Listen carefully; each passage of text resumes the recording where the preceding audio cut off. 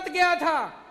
सूरत के लोगों ने मेरे को कहा कि सर अगर आप पंजाब जाओ तो पंजाब के लोगों ने को बोल देना पूरे गुजरात के किसान उनके साथ हैं, दिल्ली आपके साथ है, गुजरात आपके साथ है।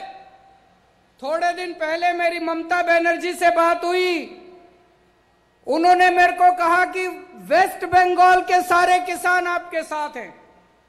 तो ये लोग जो बोलते हैं कि ये आंदोलन तो केवल 1-2 राज्यों का आंदोलन है, ये 1-2 राज्यों का आंदोलन नहीं है, ये पूरे देश के किसानों का आंदोलन है। और ये केवल देश के किसानों का आंदोलन नहीं है, ये हर भारतवासी का आंदोलन है, ये हर देशभक्त का आंदोलन है, इस देश के रहने वाले बच्चे बच्चे का आंदोलन है। इसके लिए मैं आज पंजाब के लोगों का धन्यवाद करने आया हूं कि आप लोगों ने इसको शुरू किया। शुरू से मैं इस आंदोलन में मैंने केवल समर्थन नहीं किया, इस आंदोलन का हिस्सा बनके मैंने इस आंदोलन के अंदर भाग लिया। और आज उसको मेरे को हर जाना, ये हमें परेशान कर रही है मोदी सरकार, खूब परेशान कर रही है। अभी ये हमारी सारी पावर छीनने का कानून लेके आए हैं संसद के अंदर। जब पंजाब से किसान दिल्ली की तरफ चले नवंबर के महीने में, तो हरियाणा के अंदर हर शहर में इनको रोका गया, इनके ऊपर पानी की बौछारें छोड़ी गई, बैरिकेड लगाए गए, आंसू गैस गोले छोड़े गए, हर जगह इनको रोकने की कोशिश की गई। लेकिन पंजाब के किसान कहां मानने वाले हैं? वो चलते गए चलते गए चलते गए, सारे अड़चन पार करते हुए, इनके बैरिकेड तोड़ते हुए, पानी की बौछारें पार करते हुए पंजाब के किसान दिल्ली के बॉर्डर पे पहुंच गए। जब किसान दिल्ली के बॉर्डर पे पहुंच गए तो दोस्तों मोदी सरकार ने एक बहुत बड़ा षड्यंत्र रचा, उन्होंने बहुत बड़ी प्लानिंग करी। मोदी सरकार ने प्लानिंग करी कि इन किसानों को दिल्ली आने देते हैं, जब ये दिल्ली आ जाएंगे तो 9 स्टेडियम, 9 बड़े बड़े ग्राउंड इन्होंने प्लानिंग करी, मोदी सरकार ने उनको जेल बना देते हैं और उन जेलों के अंदर पंजाब के सारे किसानों को डाल देंगे, वहां ये कई महीनों तक पड़े रहेंगे, इनका आंदोलन खत्म हो जाएगा। दोस्तों अपनी किस्मत अच्छी थी, उन स्टेडियम को जेल बनाने की पावर मोदी सरकार को नहीं थी, वो हमारी सरकार को थी। ये किस्मत थी, ऊपर वाले की कृपा है, वाहेगुरु जी की कृपा है कि स्टेडियम को जेल बनाने की पावर मोदी सरकार की नहीं थी। तो मोदी सरकार ने मेरे पास फाइल भेजी कि ये 9 स्टेडियम जेल बनाने हैं। मैंने पूछा क्यों बनाने हैं? बोले ये जो किसान आ रहे हैं इनको जेल में डालना है। तो दोस्तों हमने कहा हम नहीं जेल नहीं बनने देंगे। इन्होंने खूब फोन करे मेरे को, इन्होंने खूब दबाव डाला, खूब प्रेशर डाला, लेकिन हम नहीं झुके। अभी जर्नैल सिंह ने पढ़ के बताया, मैंने फाइल पे लिख दिया किसानों का आंदोलन अहिंसक है, इनकी मांगे जायज हैं, मोदी सरकार तुरंत इनकी मांग मान ले और हम इनको जेल नहीं बनने देंगे। दिल्ली पुलिस की अर्जी हम लोगों ने खारिज कर दी, हम लोगों ने कैंसिल कर दी।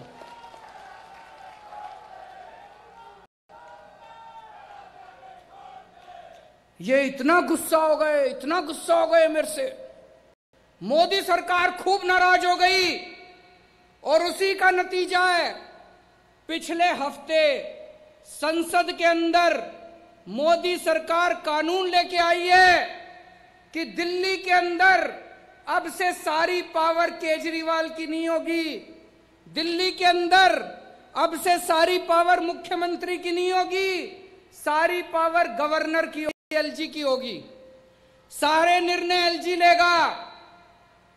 वो हमारी सारी पावर छीनना चाहते हैं, उनको लगता है अगली बार जब जेल बनानी पड़ी तो फाइल फिर मुख्यमंत्री के पास नहीं, एलजी के पास जाएगी।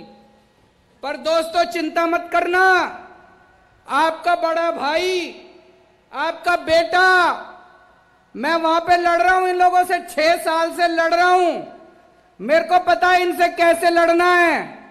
इनको कभी किसी हालत में किसानों के खिलाफ कोई एक्शन नहीं लेने देंगे जब तक दिल्ली में मैं हूं। आप किसी बात की चिंता मत करना।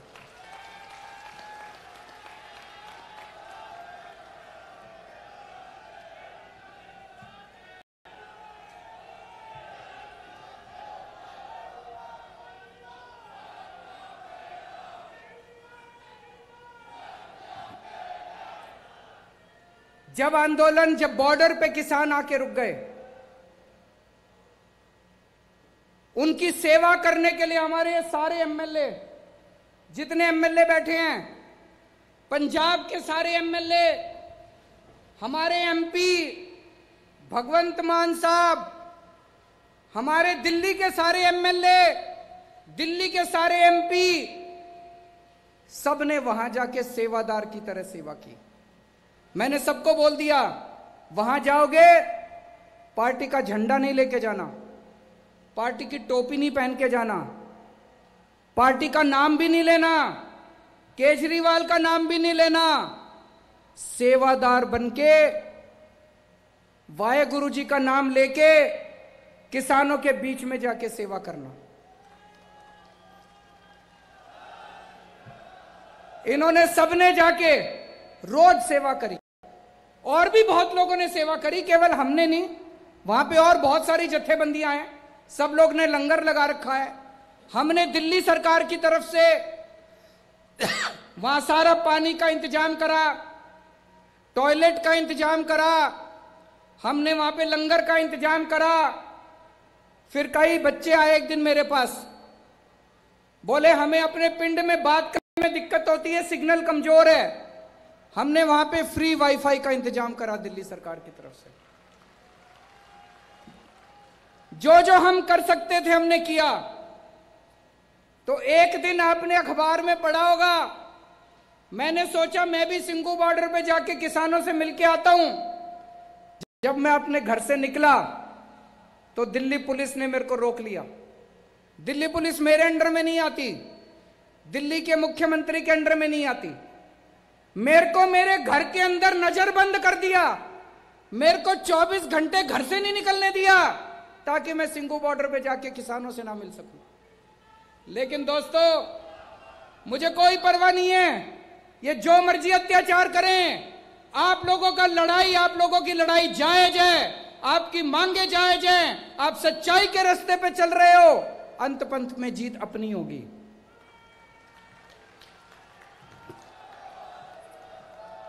इन्होंने आंदोलन को, किसानों को बदनाम करने की कोशिश करी। कभी कहते हैं खालिस्तानी है, कभी कहते हैं आतंकवादी है, कभी कुछ किस्म के इल्जाम लगाए आंदोलन के ऊपर। लेकिन देश की जनता देख रही है, इनका एक भी नहीं चली। आम आदमी पार्टी ने, इनके जितने बीजेपी के नेताओं ने गालियां दी, जितने बीजेपी के आगुओं ने हमारे किसानों को गालियां दी, आम आदमी पार्टी ने इनके ऊपर 70 केस कर रखे हैं, इनके सारे बड़े बड़े नेताओं के ऊपर केस कर रखे हैं। मुझे पूरी उम्मीद है ये जितने लोगों ने गालियां दी हैं, एक दिन ये सारे जेल जाएंगे जब आदेश पारित होगा।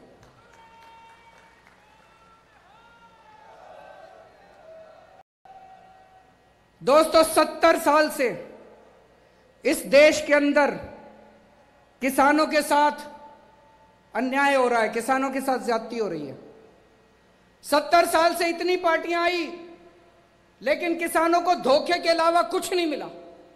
कभी कोई पार्टी आती है, कहती है हम नौकरी देंगे, कोई नौकरी नहीं देता।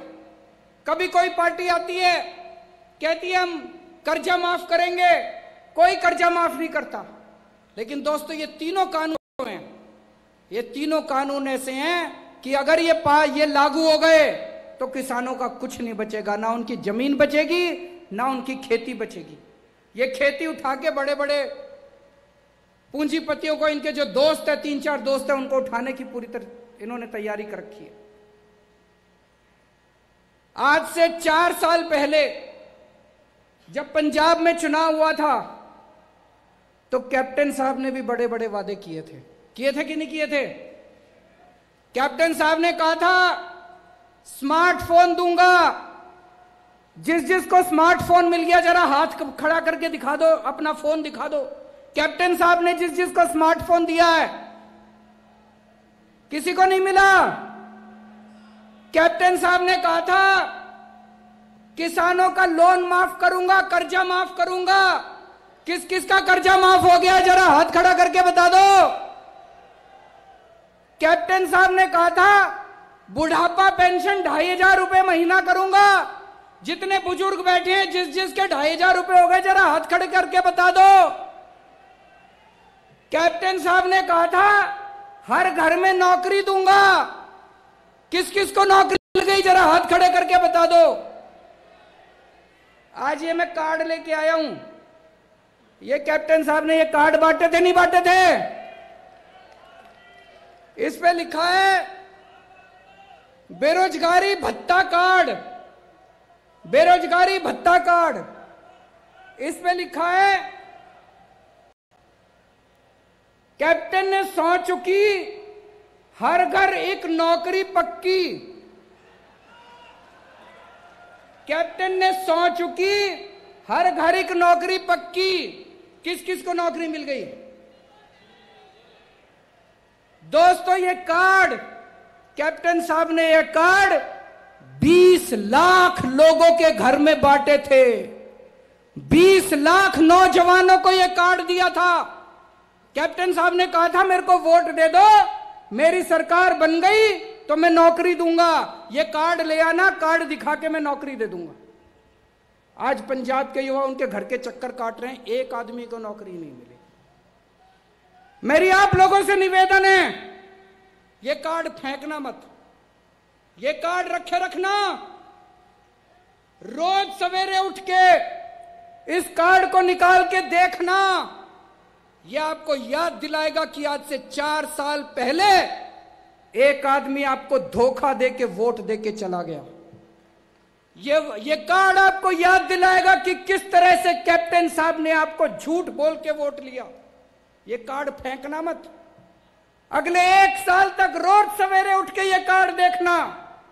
मैं आपसे पूछना चाहता हूं कि अगर कोई आपको धोखा देता है तो आप क्या करते हो? उससे बदला लेते हैं। कैप्टन साहब ने आपको धोखा दिया, 1 साल के बाद उनसे बदला लेना है नहीं लेना है? लेना है नहीं लेना? हाथ खड़ा करके बताओ जरा। जिसने धोखा दिया, पूरे पंजाब को धोखा दिया, ना किसी को नौकरी दी, ना किसी को रोजगार दिया, ना किसी का लोन माफ किया, ना किसी की बुढ़ापा पेंशन लगाई। अभी 2 दिन पहले एक टीवी चैनल, क्या नाम है आप, एबीपी गंगा, एबीपी चैनल वालों ने 2 दिन पहले एक सर्वे किया था। देखा था? सर्वे आया था। क्या था सर्वे में? 2 दिन पहले उन्होंने सर्वे किया था कि आज अगर चुनाव हो तो पंजाब में किसकी सरकार बनेगी। सर्वे में आया है कि पंजाब के लोग कह रहे हैं कि आज अगर चुनाव हो तो पंजाब के अंदर आम आदमी पार्टी की सरकार बनेगी। मैं नहीं कह रहा, सर्वे में आया है। एबीपी चैनल वालों ने सर्वे किया है। सर्वे के अंदर निकल के आया है कि आम आदमी पार्टी नंबर 1 पार्टी है, आम आदमी पार्टी की सरकार बनेगी। तो दोस्तों ये कार्ड संभाल के रखना। 1 साल के बाद जब आम आदमी पार्टी की सरकार बनेगी, जिन जिन लोगों को कैप्टन ने ये कार्ड दिया था उनको आम आदमी पार्टी नौकरी देगी।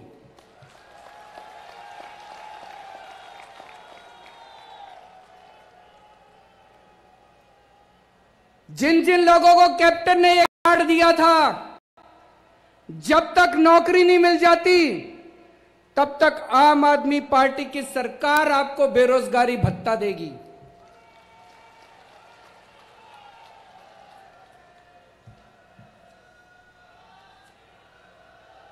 कैप्टन साहब ने जितने वादे करे, एक भी वादा पूरा नहीं किया। दिल्ली के अंदर हम भी चुनाव लड़े थे, दिल्ली के अंदर चुनाव के पहले हमने भी वादे करे थे। भाई साहब, एक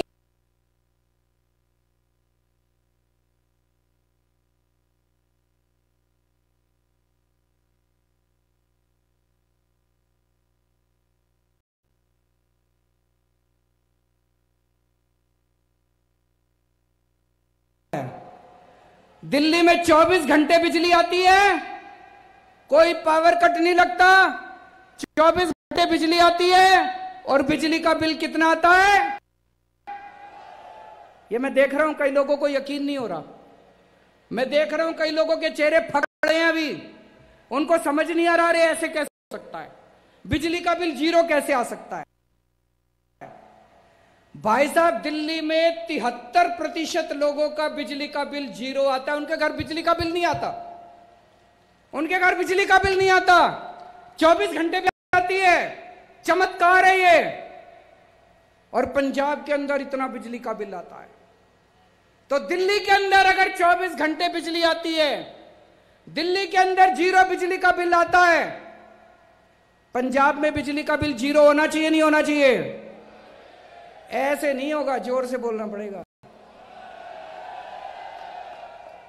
हाथ खड़े करके बताओ, बिजली का बिल 0 होना चाहिए नहीं होना चाहिए? दिल्ली में हो सकता है तो पंजाब में क्यों नहीं हो सकता? कौन करेगा? कौन सी पार्टी करेगी? कौन सी पार्टी करेगी? चुनाव के पहले मैंने वादा किया था अपने लोगों को दिल्ली में कि मेरे को वोट दे दो, मैं स्कूल अच्छे कर दूंगा। आज दिल्ली के सरकारी स्कूल इतने शानदार हो गए, इतने शानदार हो गए। हमारे गरीबों के बच्चे इतने शानदार स्कूलों में पढ़ते हैं। आज हमारे गरीबों के बच्चे डॉक्टर बन रहे हैं, इंजीनियर बन रहे हैं, एडवोकेट बन रहे हैं। मैं आपसे पूछना चाहता हूं, पंजाब के स्कूल अच्छे होने चाहिए नहीं होने चाहिए? कौन सी पार्टी करेगी? कौन सी पार्टी करेगी? चुनाव के पहले मैंने दिल्ली के लोगों को कहा, हमको वोट दे दो, हम अस्पताल अच्छे कर देंगे। आज दिल्ली के अस्पताल इतने शानदार हैं। भाई साहब, अगर 15 लाख रुपए का भी ऑपरेशन हो, दिल्ली के अस्पताल में फ्री में होता है, एक पैसा नहीं लगता। सारी दवाइयां मुफ्त, सारे टेस्ट मुफ्त, सारा इलाज मुफ्त, सारे डॉक्टर मुफ्त। इतने शानदार सरकारी अस्पताल हैं। पंजाब में होना चाहिए नहीं होना चाहिए? कौन सी पार्टी करेगी? तो दोस्तों, 1 साल है, 1 साल के अंदर अब अपने को मिलके हम सब लोग गांव-गांव के अंदर, हर पिंड के अंदर, हर पिंड में जाएंगे, हर मोहल्ले में जाएंगे, हर गली में जाएंगे और आपके साथ मिलके एक नए पंजाब का सपना तैयार करेंगे। अपने को नया पंजाब बनाना है, अपने को खुशहाल पंजाब बनाना है, अपने को एक ऐसा पंजाब बनाना है जिसमें हर किसान खुश हो, हर मजदूर खुश हो, जिसमें हर व्यापारी खुश हो, हर आड़ती खुश हो, जिसमें हर आदमी, हर औरत, हर बच्चा खुश हो, जिसमें हर एक को अच्छी शिक्षा मिले, जिसमें हर आदमी को अच्छा इलाज मिले, जिसमें पैसे की तंगी की वजह से किसी की स्कूल बंद नहीं होनी चाहिए, किसी को अस्पताल इलाज नहीं बंद होना चाहिए।